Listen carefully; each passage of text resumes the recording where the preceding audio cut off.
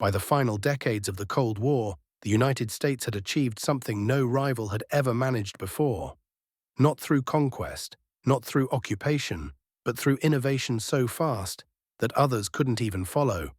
While armies once competed with tanks and missiles, America was already fighting the next war, one measured in circuits, speed, and intelligence.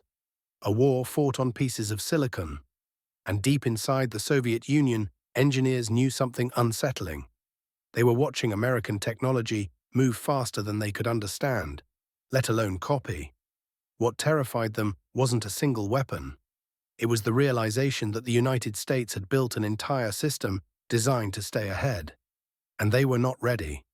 When Soviet engineers examined American microchips, they quickly realized they were not just looking at advanced components. They were looking at an entire system they did not understand. The chips themselves were impressive, smaller, faster, more reliable than anything produced inside the USSR. But what troubled Soviet experts most was how quickly they kept changing. Every time Soviet laboratories managed to study one generation of American chips, the United States had already moved on to the next. By the time a decision was approved, the target had already changed.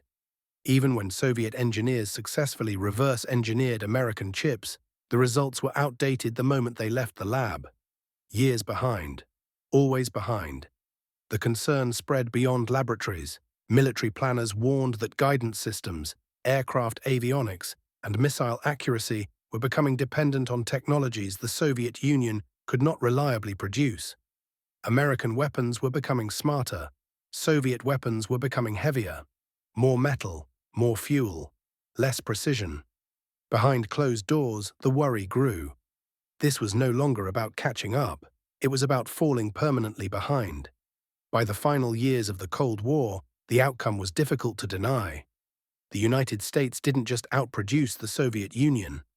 It out-innovated it. Not through secrecy, but through speed.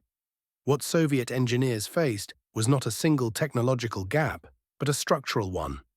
They were trying to copy the results of a system they could not replicate. And once that realization set in, many understood the truth. They weren't losing a race. They had been running a different one entirely. And they were not ready.